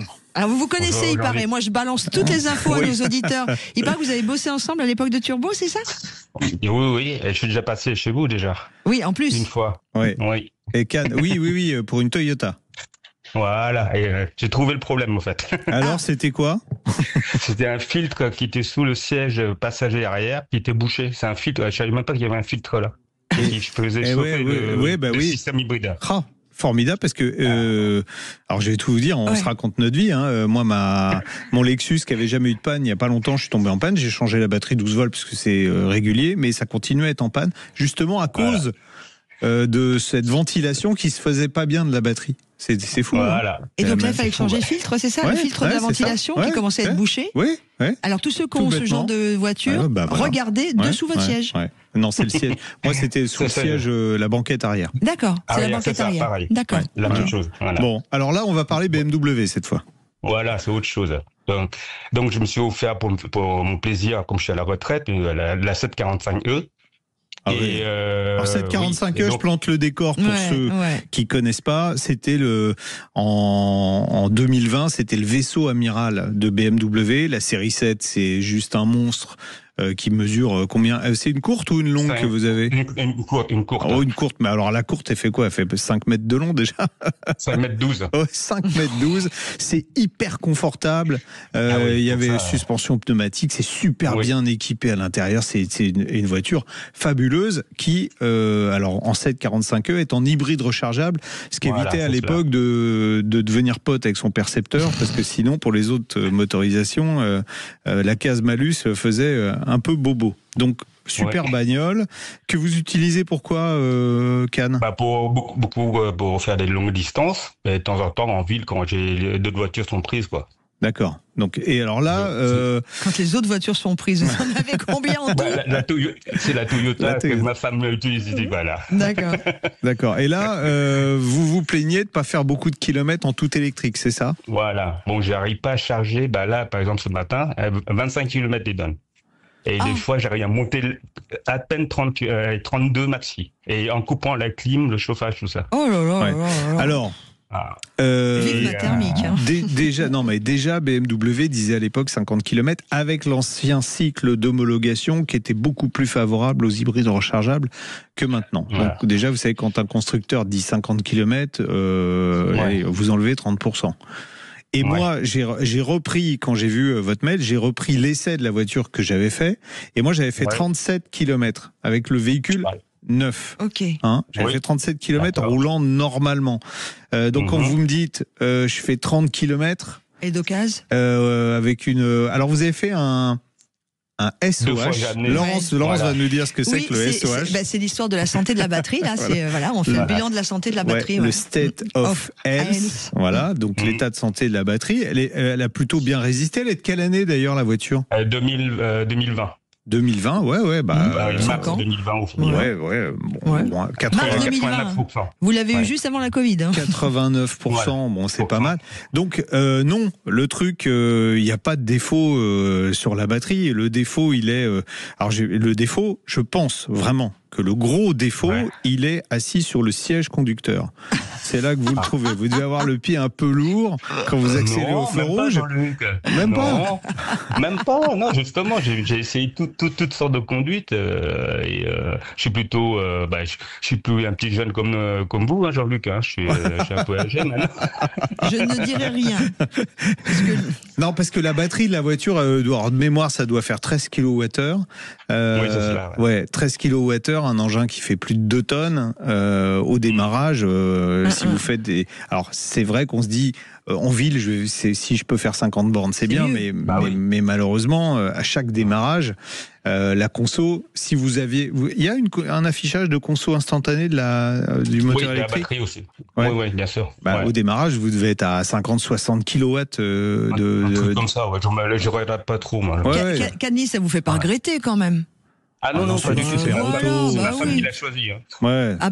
Les femmes ont toujours bon goût d'ailleurs. La preuve, elle vous a choisi vous aussi. Il faut juste penser après à s'habituer, mais vu que vous avez une autre hybride, c'est en décélération, de pas trop freiner pour pas avoir le freinage mécanique, mais rester sur le freinage électrique qui recharge la batterie. Voilà, donc de bien anticiper les décélérations. Alors je disais là le coup de j'accélère comme un fou.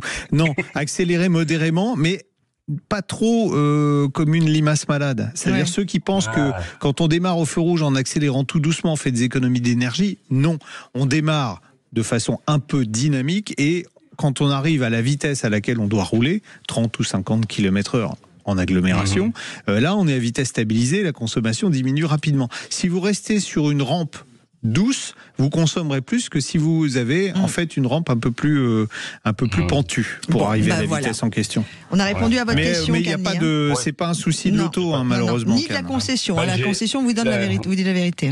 J'ai un ami qui, à cause de lui que j'ai acheté cette voiture, il a la même, il a pu la vendu, mais il avait un problème de batterie à l'époque et il s'était pris en charge par BM. D'accord. Mais là, j'ai pensé à ça. Là, vous n'avez pas un problème de batterie. Là, c'est l'usure normale. Si vous voulez plus de la voiture, je vous la reprends 15 000 € et puis voilà. Allez, go. Merci beaucoup, Camille. Merci Jean-Luc et merci Laurent. Merci, Can. Bon week-end à vous aussi. À bientôt. Allez, dans quelques instants, dans notre rendez-vous, on parle auto classique car, on va reconnaître et on va recevoir Igor Bietri, qui est un speaker incontournable de tout ce qui est événement sur les voitures anciennes, qui est un homme passionné et passionnant. Restez avec nous et sur la page Facebook de Sud Radio, parlez-nous vous aussi de votre passion des voitures anciennes. On vous attend. À tout de suite. Sud Radio. Sud Radio. Sud Radio, on parle auto, Classic Cars. Et on va évidemment, on va évidemment vous accueillir. Vous n'hésitez pas, vous allez pouvoir réagir sur la page Facebook de Sud Radio ou nous appeler au 0826 300 300. Êtes-vous passionné par les voitures d'occasion, de collection, mais surtout par les événements qui y sont liés? Car on accueille quelqu'un qu'on aime beaucoup, que vous connaissez depuis longtemps, vu votre âge, l'ami Jean-Luc, c'est Igor Bietri. Non, l'avantage. Bonjour Igor. Bonjour déjà. Igor. Salut à tous. Bonjour Dame Laurence. Bonjour Jean-Luc. Ça y est, on n'a pas commencé qu'on se fait déjà chambrer Jean-Luc. Ouais. Igor, journaliste, speaker, animateur. Alors il était au Classic Festival. Il est au Classic Festival en ce moment. De Nogaro. À Nogaro. Je suis dans l'aquarium de Nogaro là. Ouais. Un incontournable de la voiture ancienne. D'ailleurs, je vais vous laisser. Moi, je vais aller prendre un café parce qu'en fait, si on donne la parole à Igor, il est capable de faire, j'allais dire 2 heures d'émission. Il vous fait la journée. Mais en fait, ce qui est bien avec Igor, c'est que il connaît tout ce monde, il connaît toute la filière, il connaît toutes les voitures, il connaît tous les personnages. Et il vous connaît bien, l'ami Jean-Luc. Racontez-nous, tiens, comment vous êtes rencontrés. Il connaît encore mieux François Alain, puisqu'ils ont débuté ensemble. Ils étaient à la crèche quand ils se sont rencontrés et qu'ils se sont découverts une passion commune pour les voitures anciennes, c'est ça? Ouais, absolument. En fait, ce qui est rigolo, c'est qu'on était bébé journaliste en même temps. C'est trop bien. Et que lui, il signait ses premiers papiers dans un magazine qui s'appelait Rétroviseur. Et il se trouve que moi, j'étais rédacteur pour La Vie de l'Auto, donc à l'étage du dessous. Et c'est vrai qu'on s'est rencontrés comme ça. Et ce qui est très rigolo, c'est que François, que moi j'ai connu donc il y a maintenant très longtemps, est un garçon qui n'a pas changé. C'est un garçon qui, contrairement à beaucoup, peuvent éventuellement devenir des gens qui se prennent pour des gens importants. Lui, il a réussi à garder qui il est tout simplement, et vous le connaissez. Jamais de la vie. On le connaît bien. Igor non plus n'a pas la grosse tête. D'ailleurs, il met une casquette. Non, mais j'aimerais bien qu'on vous rencontre parce qu'il y a tous les passionnés qui font les événements vous croisent, mais il y en a plein qui vous connaissent pas, Igor. Igor, le métier de speaker, c'est quoi? Parce que bon, vous êtes encore journaliste, vous écrivez toujours des papiers, vous êtes aventurier, on y viendra après, mais speaker, parce que là, vous êtes par exemple au Classic Festival de Nogaro, vous y faites quoi? Alors en fait, je fais en sorte de proposer à tous les gens qui connaissent rien à l'automobile et qui accompagnent des passionnés d'automobile de découvrir un peu ce milieu. L'idée pour moi, c'est pas du tout de parler de boulons, de soupapes, d'arbres à cam, etc. Parce que les gens qui viennent, ils connaissent, ils savent de quoi on parle et parfois mieux que moi. En revanche, leurs accompagnateurs, les enfants, les femmes, les gens qui connaissent pas, eux, ils ne connaissent rien à tout cet univers bruyant. Et mon job à moi, c'est qu'ils repartent avec des souvenirs, avec des petites anecdotes, avec des petites choses qui leur permettent de se dire, ah ok, j'ai à peu près compris ce qui s'est passé pendant une journée sur ce circuit, en l'occurrence ici à Nogaro. Igor, vous ouvrez des portes, c'est-à-dire que vous permettez à des gens qui sont pas, comme moi, je suis pas une grande connaisseuse. Moi, je suis profane d'apprécier le spectacle. Voilà, je suis l'ami Jean-Luc, je suis l'ami François, mais voilà, on ouvre des portes, ça c'est chouette. Tiens, restons un peu sur Nogaro là. Déjà, faites-nous râler. Et il fait beau à Nogaro en ce moment? Dans le Gers. Alors, merci Jean-Luc de dire en ce moment, parce qu'effectivement, ce matin, la piste est sèche, parfaitement sèche, enfin presque sèche, parce qu'il y a quelques autos qui ont perdu. C'est celle de l'archiduchesse? Quasiment. Le principe, c'est que malheureusement, il y a certaines de ces vieilles dames, je parle des voitures, qui ont quelques incontinences et parfois il arrive que sur la piste il y ait quelques flaques d'huile. Il faut être très prudent. Mais pour l'instant, tout se passe bien. La météo est absolument parfaite pour rouler. Il fait pas trop chaud. Le soleil est presque là, chers amis. Soleil est là. C'est ça. Et il vient de se lever. Et là, le truc, c'est que on espère que ça va durer le plus longtemps possible, pour être très honnête avec vous. D'accord. C'est quoi le prochain commentaire là, quand vous prenez la parole? Ça sera pour animer quoi? Sur la partie Nogaro, sur le Classic. Ouais. Alors en fait, ce qui est formidable sur les Classic Festival à Nogaro, c'est qu'en fait, il se passe tout un tas de choses tout le temps et partout. C'est-à-dire que sur la piste, il y a des séances de roulage. À l'intérieur de la piste, on peut voir des autos absolument historiques et magnifiques. Et puis, en dehors de la piste, on peut aller carrément dans les stands. On peut aller voir, il y a des espaces marchands, bien sûr, des espaces clubs. Il se passe beaucoup de choses. Et à l'instant où on est en train de se parler, il y a votre invité de la semaine dernière, Bernard Darniche, qui est en train... Eh ben oui, je sais bien que vous l'adorez, c'est pour ça que je vous en parle, qui est en train de faire des dédicaces avec, tenez-vous bien, Jeannot Ragnotti et Jean-Claude Androuet, donc les trois stars de l'automobile française. Ils sont invités d'honneur et ils sont en train de signer à tour de bras. Je peux vous assurer que ça sent la tendinite d'ici demain soir. Igor Bietri, on a une communauté, vous savez, dans cette émission On parle auto. Vous êtes le bienvenu si vous voulez y rentrer, bien évidemment. Et sur la page Facebook de Sud Radio, beaucoup réagissent. On a Guillaume, par exemple, qui dit « Je possède 2 voitures américaines de collection, une Buick spéciale cabriolet de 62, une Cadillac coupé de ville de 55 et une 19 cabriolet achetée neuve il y a plus de 30 ans. » Bon, et qui doit fuir, parce qu'une 19 cabriolet, normalement ça fuit. Igor, pour avoir une connaissance suffisamment large du monde de l'automobile ancienne, parce que bon, il y en a eu des productions, comment vous faites? C'est quoi votre secret? Parce que c'est vrai qu'on a le sentiment que vous vous arrêterez jamais quand vous prenez la parole, vous êtes intarissable sur quel que soit le modèle. Et passionnant.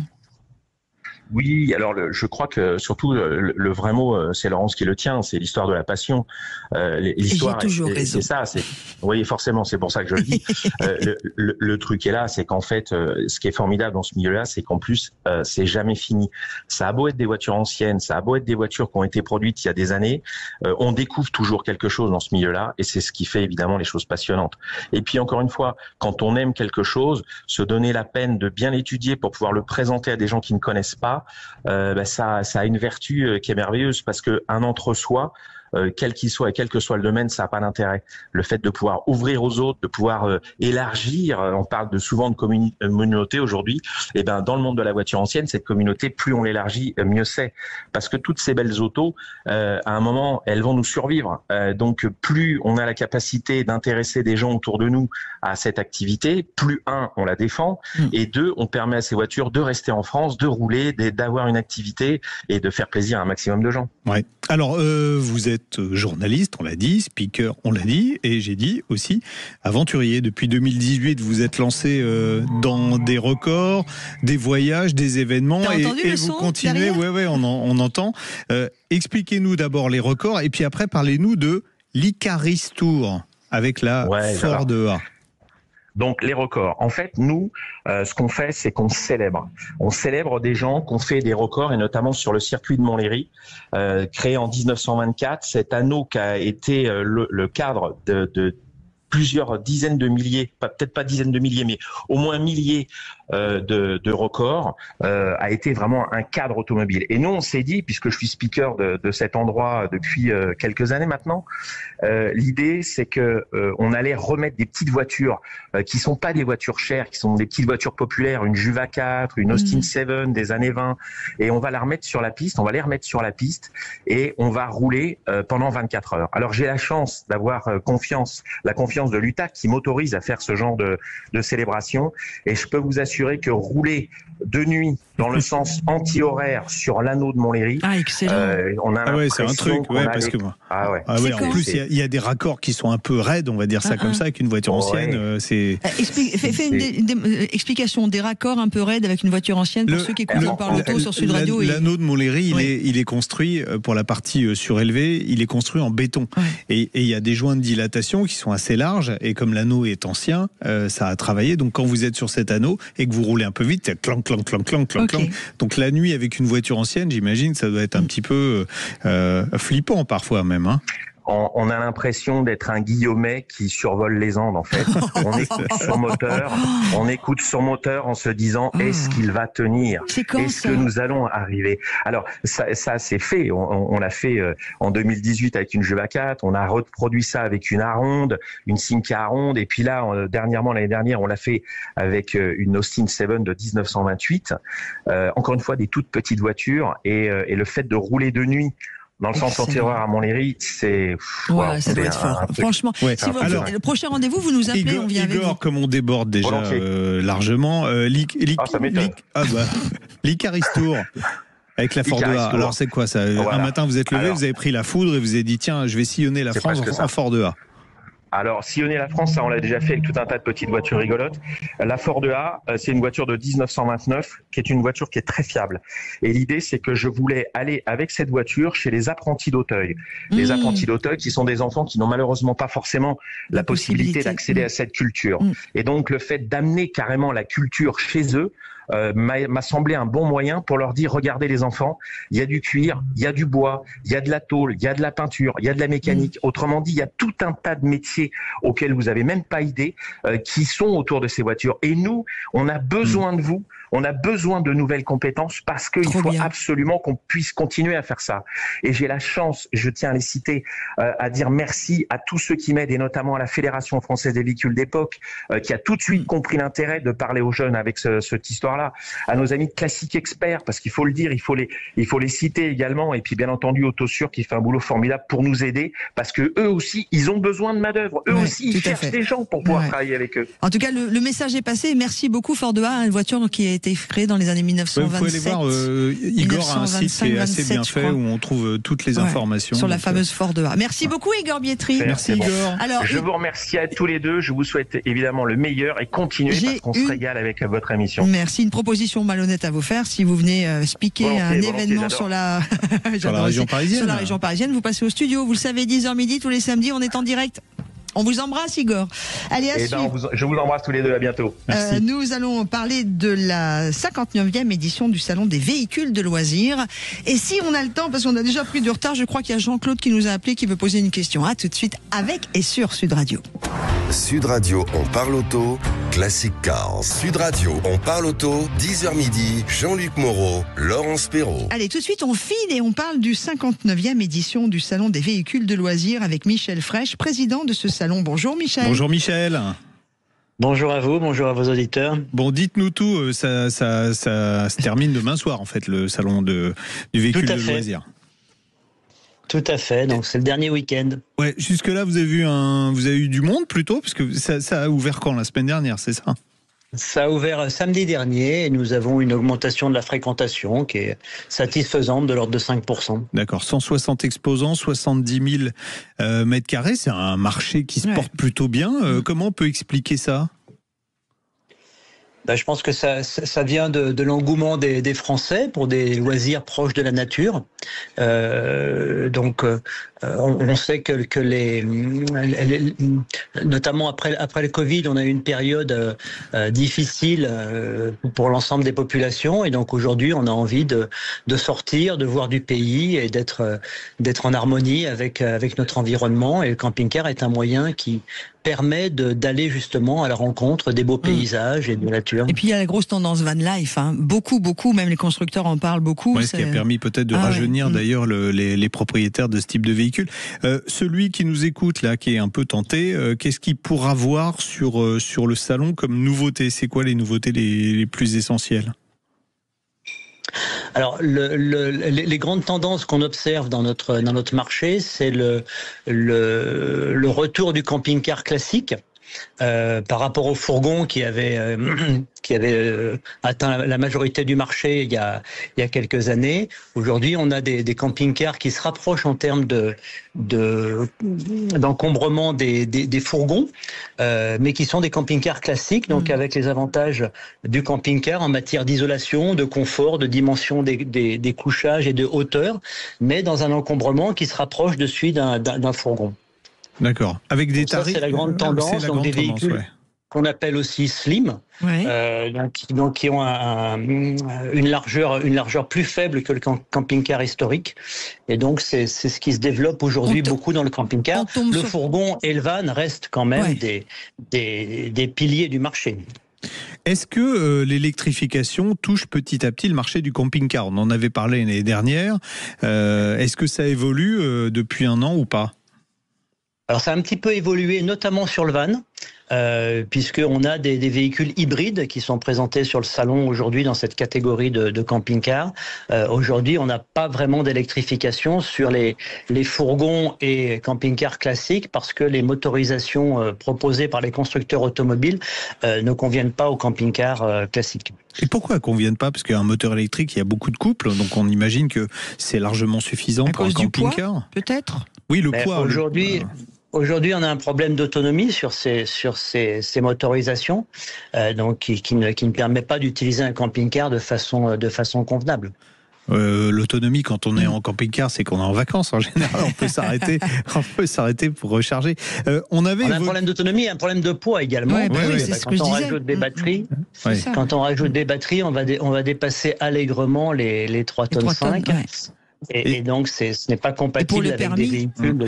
Et justement, alors les fameuses 3 tonnes 5, là, qui est une limite un peu basse, et encore, je suis gentil quand je dis ça, parce que la plupart des vrais grands camping-cars dépassent ces 3 tonnes 5 quand ils sont sur la route. Est-ce qu'il y a l'évolution qui est prévue depuis longtemps là, du code de la route? Est-ce que ça va se faire ou pas? Vous avez des infos sur ça? Alors, ça va se faire. Je ne peux pas vous laisser dire que la plupart des grands camping-cars dépassent ces 3 tonnes 5. C'est pas vrai. Ils sont proches de la limite, mais ils n'auraient pas le droit de circuler s'ils dépassaient les 3 tonnes 5 en étant conduits par quelqu'un qui n'a pas un permis poids lourd. Donc, mais c'est vrai qu'on est de plus en plus proche de cette limite, ce qui limite les possibilités d'équipement des véhicules, puisque quand vous rajoutez de l'équipement, vous rajoutez du poids, et mécaniquement, si on dépasse les 3 tonnes 5, on n'a plus le droit de le conduire avec un permis B. Donc, il y a une évolution réglementaire au niveau européen, donc qui autorise les camping-cars. Alors c'est une directive, donc elle n'est pas encore transposée dans le droit français, et donc il va autoriser les camping-cars à être conduits avec un permis B jusqu'à 4 tonnes 250, sachant que les dispositions d'application en droit français sont pas encore définies, donc on ne sait pas encore si il va falloir avoir une période probatoire avec un permis B pour pouvoir conduire ce type de véhicule, ou s'il va falloir passer un examen. Donc ça, c'est encore à définir par les pouvoirs publics français. Je voudrais savoir, moi, parce que j'ai beaucoup discuté avec des gens qui ont fait de la van life cet été, mais pas avec des camping-cars ni avec des fourgons, mais avec des kits qu'ils installaient dans leur propre voiture. Est-ce que vous avez aussi ce type de service sur le salon ? Non. Des sociétés qui installent comme ça, qui proposent des kits. Il y a même des constructeurs. Dacia, Dacia propose des kits. On peut transformer son break. Parce qu'il y a une vraie tendance aussi, de plus en plus, y compris sur les réseaux sociaux, où on peut suivre des jeunes ou des moins jeunes qui installent un kit spécial dans leur voiture et qui partent un week-end, etc. On peut parler un peu des prix. Ça a changé ou c'est toujours un peu... Alors les prix sont plutôt en baisse sur ce salon. Nouvelle. Donc les constructeurs ont travaillé beaucoup sur le prix de revient de leurs produits, et donc on a des offres qui sont aujourd'hui plus compétitives qu'elles n'étaient il y a 2 ans. Je dirais, l'an dernier, on a eu une première évolution à la baisse des prix des véhicules, et cette année, on a la plupart des constructeurs qui se sont mis à proposer des véhicules mieux conçus et sur des prix qui sont plus raisonnables. C'est quoi le ticket d'entrée pour un camping-car ? Je ne parle pas d'un van, c'est quoi, 50 000 € à peu près ? Alors un camping-car, il faut compter, je dirais, à partir de 55 000 €. D'accord. 55-60 000 € en entrée de gamme pour un véhicule complet. Parce qu'après vous trouvez des véhicules dépouillés, on va vous enlever les WC, on va vous enlever. Donc ça, c'est pas vraiment des offres. On n'a pas des camping-cars à toilettes sèches. Vous rigolez, mais si, tout à fait. Sur ce salon, vous trouverez des camping-cars à toilettes sèches, et même certains équipementiers vous proposent des kits qui vous permettent d'adapter vos toilettes classiques en toilettes sèches. Marc, c'est presque plus pratique que les autres. Bon, Michel Frêche, pour terminer, horaire d'ouverture pour ceux qui veulent passer vous voir, et tarif d'entrée. Écoutez, donc le salon ouvre à partir de 10h jusqu'à 19h. Aujourd'hui et demain. Aujourd'hui et demain. Donc l'entrée à tarif plein est à 15 €, mais vous pouvez réserver sur notre site internet salonvdl.com à 9 €. Oh, c'est bien. Donc oui, on peut y aller avec la famille. Voilà. Parce qu'on le sait que c'est les femmes qui choisissent toujours. C'est accessible par le RERB avec une navette gratuite. Bon, super. On n'hésite pas à regarder toutes ces informations en supplément sur votre site. Merci beaucoup, Michel Frêche, vous qui êtes président du Salon des véhicules de loisirs. C'est toujours un bonheur de vous recevoir. J'adore ce salon, moi. Allez, tout de suite, excusez-moi, Michel, mais on veut donner un coup de main parce que Sud Radio, c'est aussi ça. On parle auto également. On accueille tout de suite Jean-Claude. Sud Radio, on parle auto. Salut Jean-Claude. Bonjour Jean-Claude. Oui, bonjour Jean-Luc, bonjour Laurence. Alors, merci de m'accorder quelques secondes. Oh bah oui, on va tout raconter. Vous nous avez écrit un mail qui nous a tellement touchés, que vous avez écrit aussi, c'est Patrick, notre patron, Patrick Roger, qui a dit il faut faire quelque chose, on a été d'accord. Racontez-nous votre histoire. Oh, écoutez, je rêvais d'avoir un centre auto un jour, et puis en 2003, on a monté quelque chose de pas trop mal, de sympathique, à côté d'un hypermarché, dans une ville de 10 000 habitants, en Lot-et-Garonne. Et juste au moment de prendre la retraite, et que on s'était entendu avec les ouvriers qui devaient prendre la succession, et puis le Covid est passé par là, et l'équipe s'est désistée, et puis voilà. Donc j'ai continué ma première activité, qui était le commerce des lubrifiants, tranquillement jusqu'à présent. Je cotise toujours à l'URSSAF, mais ça y est, c'est décidé. À la fin de l'année, je cède la place à quelqu'un qui va reprendre le bâtiment qui est... Oui, on va préciser que vous prenez votre retraite plutôt de bonne heure, puisque vous n'avez que 72 ans. Merci Jean-Luc. Je me rappellerai. Alors dites-nous tout. C'est à quel endroit ces locaux? Vous m'avez envoyé des photos, ça a l'air sympa en plus. Oui, puis j'aimerais bien qu'on décrive bien, si vous le voulez bien, ce qu'un futur repreneur va pouvoir y faire. Ah ben, il y a plusieurs... Nous, on a tenu le centre auto et la partie distribution de lubrifiants en vrac, qui à l'époque nous a bien aidé à financer le bâtiment. Mais on est entouré de plusieurs commerces, donc à Monteyral, 47 500, Fumel, 10 000 habitants. On est entre deux ronds-points, entre les deux entrées et sorties de l'hypermarché, qui est, bon, on va pas dire la marque, mais qui est une grande structure. Et comme on dit, la locomotive est à côté. Nous, on est à côté des banques, là. Ouais, donc l'endroit est plutôt bien achalandé. Donc on a l'emplacement, on a le visuel, on a le potentiel. D'accord. Et donc vous cherchez quel type de candidat en fait? Vous voulez céder votre commerce ou aider quelqu'un à démarrer? On peut aider quelqu'un à démarrer si c'est dans l'automobile. Voilà, on fera même abstraction du fonds de commerce, parce qu'aujourd'hui, on comprend que les temps sont durs et que les banquiers sont frileux. Donc nous, on a eu la chance d'avoir cette bénédiction, on a monté cette structure. Bon, là, j'y suis d'ailleurs à l'heure actuelle. Vous voyez, tout à l'heure. Ça fait combien de mètres carrés, Jean-Claude? 500 mètres carrés 500 au sol, mètres carrés, ok. Et 120 mètres carrés à l'étage. Là, je suis dans le magasin qui est chauffé et climatisé. Mais bon, voilà. Et ça peut être tout ce qui est activité auto, moto, voilà, rétro. On peut installer un garage, on peut faire des... Ah, mais c'était un garage. Il y a des ponts, il y avait des ponts, il y a les compresseurs, il y a l'air comprimé encore. Là, il y a un gars qui est venu pour me faire l'entretien pour les exutoires, qui est passé tout à l'heure. Là, il m'a dit, tu vas finir par trouver. Combien vous le vendriez? On parle de vrai sur Sud Radio. Oui, bon. Allez, non, mais on dit, allez-y. Par les chiffres, mais je préfère louer, et ça se loue autour de 5,50 € le mètre carré. Après, si vous voulez, il y a du matériel, il y a des racks, il y a des étagères, il y a quand même un peu de matériel, il y a du comptoir. Le prix fonction de tout ça un petit peu, quoi. Mais bon. Donc on est à Monteyral. Oui, Monteyral, ça s'écrit M-O-N T-A-Y-R-A-R-A-L. Voilà. C'est entre Cahors et Agen, au fond du Périgord noir et aux portes du Quercy. Et c'est beau, et c'est bien là-bas. Et c'est beau. Et donc si quelqu'un nous écoute et qu'il est intéressé, on peut lui donner vos coordonnées, il n'y a pas de souci. Pas de souci, un carrossier, un jeune qui veut démarrer, éventuellement on peut lui donner un petit coup de main. Voilà, c'est ça qui est important. Et il faudra monter sur le salon Équipe Auto, parce que vous m'en avez parlé également de ce salon, Jean-Claude. Effectivement, la transmission est très importante aussi, le salon Équipe Auto du 14 au 18. Ça vaut peut-être le coup que vous montiez nous voir. On rappelle l'adresse mail pour nous écrire si vous êtes intéressé, car Jean-Claude cherche son repreneur à Monteyral. Je participe @sudradio.fr. Vous mettez bien On parle auto dans l'objet. Vous mettez bien suite à l'intervention de Jean-Claude. Je serais intéressé d'avoir ses coordonnées pour me mettre en relation avec lui, etc., etc. Jean-Claude, on vous fait un énorme bisou. Écoutez, c'est réciproque. Merci à vous pour avoir donné cette possibilité, et puis peut-être au salon. Avec plaisir, moi j'y serai tous les jours de toute façon, je vais tout faire là-bas.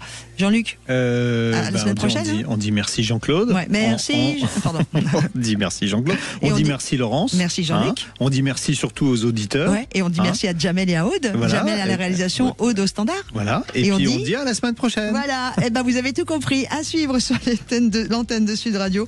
On va parler IMO avec Sylvain Lévy-Valençay et toute son équipe. Sud Radio. Parlons vrai. Parlons vrai. Sud Radio.